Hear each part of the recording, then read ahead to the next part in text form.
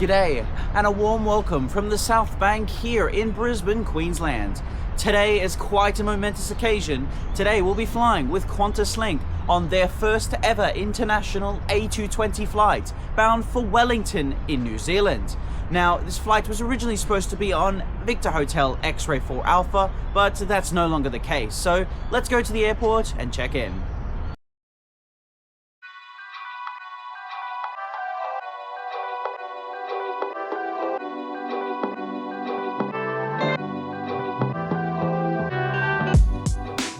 When the Airbus A220-300, which was previously known as the Bombardier CS-300, was delivered to Qantaslink in March of 2024, I knew for certain that at some point, this aircraft type was going to be used for relatively short to medium-haul international operations, for example, between the east coast cities of Australia and the Pacific nations, due to the aircraft's impressive 3,600 nautical mile range. I originally thought that the inaugural international flight was going to be between Darwin and Singapore, as per the Qantas flight schedule. However, this was changed to a 737 months prior, due to an increased demand in the service. Many months later, I was notified by one of my Discord members that the A220 was going to be flying to his home city of Wellington, to which I booked myself on board the flight almost instantly, as I knew this was going to be a historical leap for Qantaslink. Serving the city it's named after, Brisbane International Airport is the largest airport in the state of Queensland, as well as being the largest airport and city north of Sydney. To get between the city and the airport, there are numerous transportation options available, such as Uber or bus, but none of them, excluding driving, is as cheap as the train. Saying this, however, might be a bit controversial, as the Brisbane airport stations are the only ones in the entire network that cost more than the typical 50-cent fares, coming to roughly $22 between South Brisbane Station and the international terminal. But in saying that, this is significantly cheaper than, say, Uber or taxi, which at its peak can cost up to $70 or more one way, which is frankly outrageous. I found these prices to be justifiable, at least in my eyes, because the air train is the most affordable and quite possibly the most hassle-free transport option. Upon arriving at the airport, I swiftly made my way inside to complete the necessary document checks and check-in formalities. Check-in for Qantas and Qantaslink can be found on the far right-hand side of the building in row 9 in conjunction with Fiji Airways. There is a dedicated priority section for Oneworld Ruby or Qantas Silver status members and higher tiers, which fortunately meant I was entitled to use the priority lane today, as I recently reacquired Qantas Silver status. Check-in this morning was super easy and quick through the use of the numerous self-service autonomous kiosks present, which I found to be great to use, but are not as good as the ones used by Jetstar domestic flights, simply due to the quality of the boarding passes printed. Bag drop, which is located mere meters from the kiosk, were also super easy to use, taking less than 1 minute to send my bag off.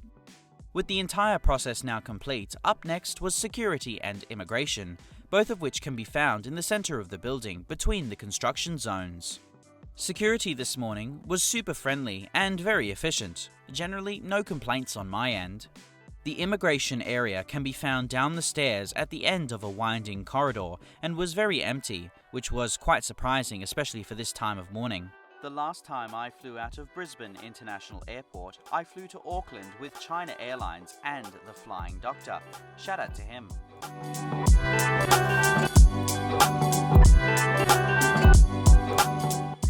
Post-security and immigration is the usual duty-free section of the airport, filled with a plethora of luxury items such as watches, alcohol, perfumes and cosmetics. None of these items particularly grabbed my attention today, so I opted to skip this part of the airport, at least for now. Due to today's flight being an inaugural flight, I swiftly made my way to the gate to see if there was any festivities or posted placards to celebrate today's historic flight. Instead, I found waiting on stand the aircraft that's about to fly me to New Zealand, which today is an Airbus A220-300, registered as Victor Hotel X-Ray 4 Delta.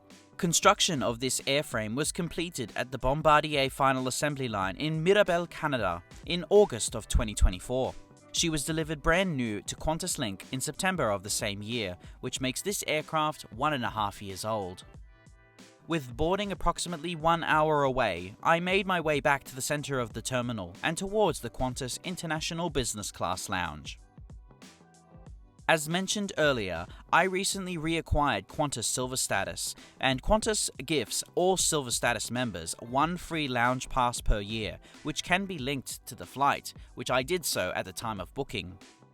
The Qantas International Business Class Lounge here in Brisbane is located on the northern side of the terminal and is tucked away in the corner. The lounge is laid out in 3 different levels.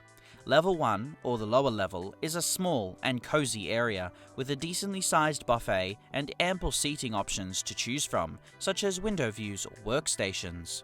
The menu on this level is fairly consistent with that of your typical domestic Qantas club. Level 2 is significantly larger than Level 1, with shower suites, communal bathrooms, a larger bar with pre-made cocktails, and much more seating including couches, more workstations, and even a sit-down dining area. There are similar food options on Level 2, but more of them, including hot options like eggs, bacon, hash browns, and sausages. Level 3 is by far the smallest and cutest section, where you can find the plate of the day being served hot and fresh, but significantly less amenities than say Level 1 or 2. The last time I was here, the meal of the day was a spicy baked egg with roasted capsicum and flatbread, but today it was a simple cheese and ham toastie. My breakfast today consisted of scrambled eggs, pork sausages, hash browns, and a can of lemonade. Before long, the Go to Gate sign appeared on the departures board above, and I packed my stuff up and made my way to the gate.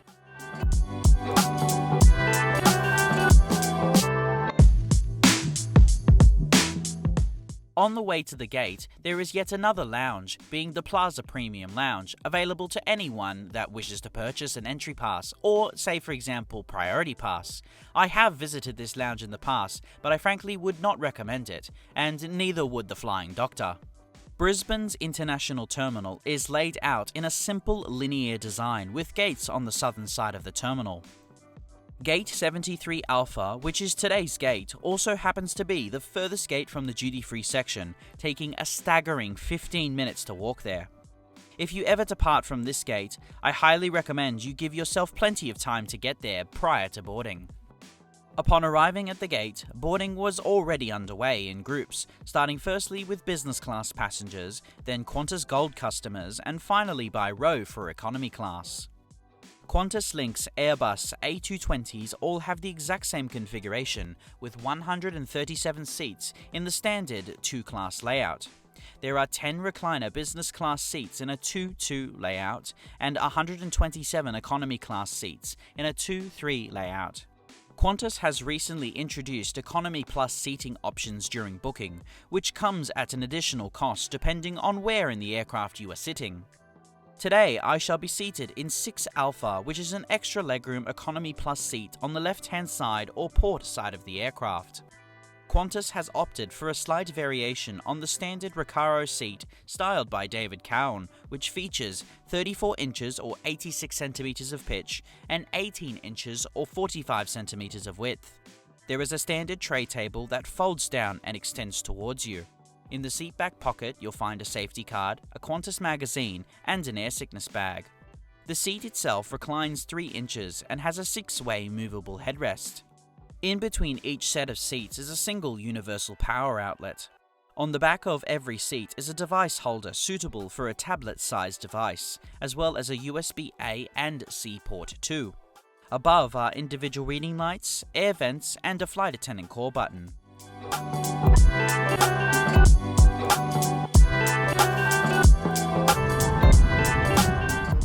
Soon we commenced our pushback from gate 73 Alpha, 8 minutes behind our scheduled departure time. Today you're flying on a Qantaslink Airbus A220. Here are a few points on how your seatbelt works. Loss of oxygen at altitude can lead to a loss of consciousness. If emergency oxygen is required, a mask will appear from above you.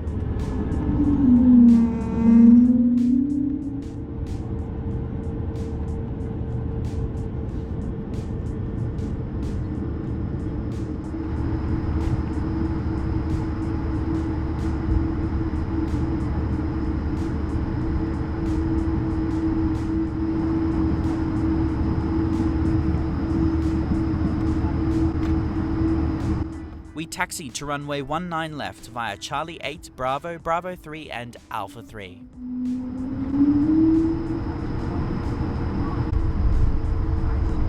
Think 281 business.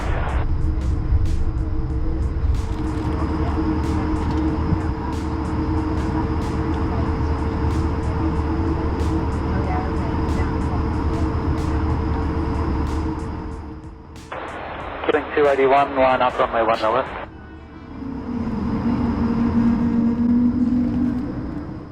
Now please enjoy this unedited takeoff.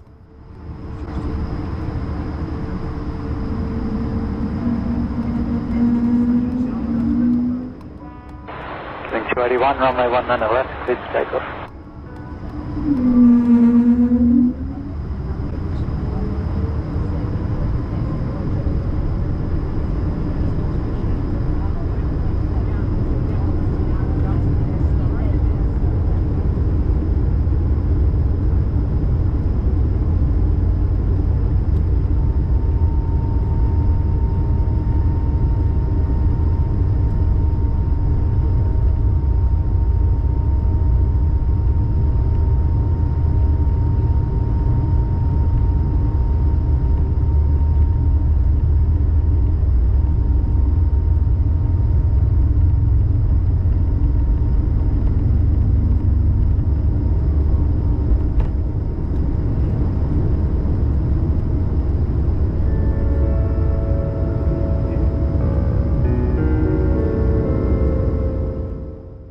Killing 281, contact departures. After takeoff, we made a series of left-hand turns over the suburbs to set up a southeasterly course for Wellington.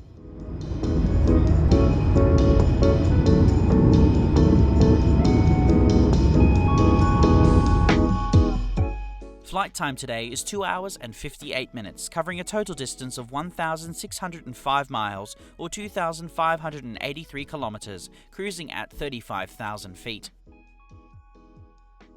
Once in the air and after our initial left-hand turn, we passed directly over the southern suburb of Rochdale South in the city of Logan.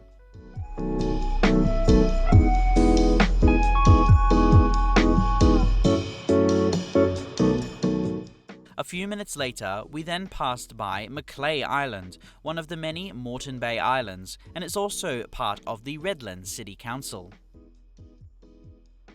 Qantas has recently introduced Wi-Fi and in-flight entertainment on your personal devices on their Trans-Tasman routes, specifically to New Zealand. The entertainment app features a wide selection of the latest movies, TV shows and games.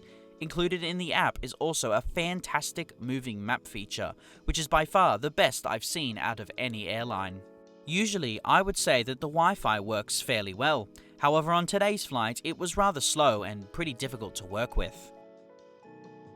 As we reached cruising altitude, the cabin crew passed through the cabin handing out New Zealand's Traveller Declaration card, as well as a QR code to scan to complete online. I took both for filming purposes. Continuing across the Pacific Ocean, and down below, just between the clouds, was Lord Howe Island, a luxurious yet very expensive island.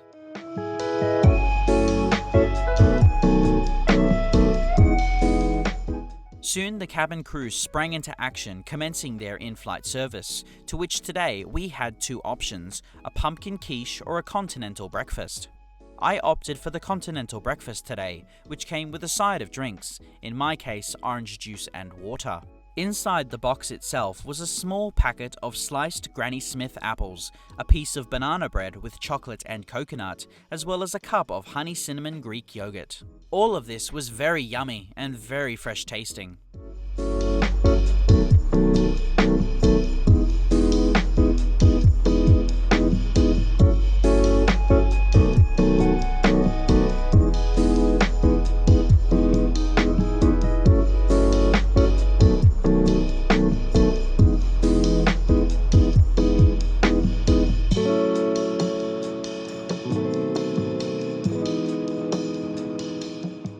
On board the aircraft are 3 bathrooms, one at the front reserved for business class and 2 at the rear for economy class.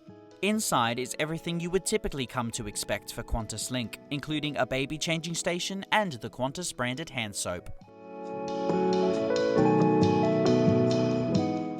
Just as we commenced our descent, down below and off to the left was Squally Cove on the South Island, roughly 45 kilometres northwest of the city of Nelson.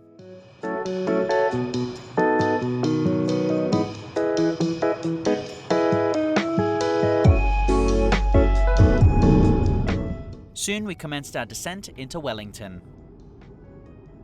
Due to Wellington's rather unique location within the roaring 40s atmospheric zone, a sort of funneling effect happens in the Cook Strait, bringing high winds, lots of turbulence and uneven landings, giving Wellington its nickname of Windy Wellington. The forecast today was expected to be super windy and rather unpleasant, typical for Wellington. However, unexpectedly, today's approach was rather smooth. When flying into Wellington, I generally recommend sitting on the right-hand side of the aircraft due to the views of the Wellington CBD when flying in from the north or the airport when on touchdown from the south. However, I chose the left-hand side of the aircraft today simply due to the A220's seat layout. Now please enjoy this unedited landing.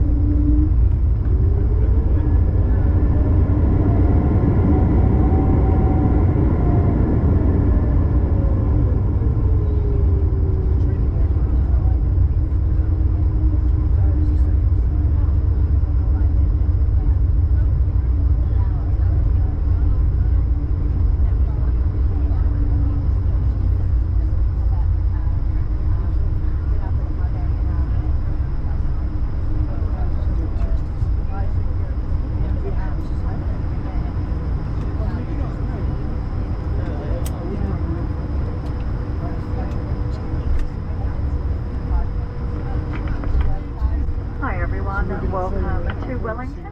After landing, we taxied to the terminal via Alpha 3, Alpha and Bravo 5. As we entered taxiway Bravo 5, the local firefighters sprayed their welcome to this new aircraft type in the form of a water cannon salute.